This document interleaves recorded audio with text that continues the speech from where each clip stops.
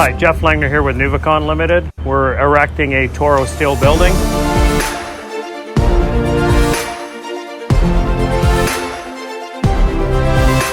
As previously said, is 200 wide by 525 feet long. Again, it's going to be to produce precast tilt-up concrete panels, as well as a European technology of concrete columns, rafters, beams to do multi-story concrete buildings.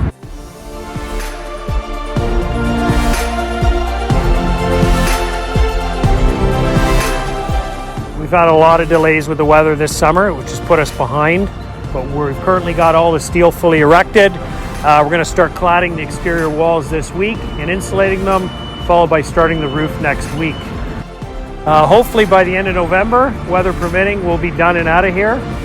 With a little bit of luck, this place will be commissioned and operational by next spring.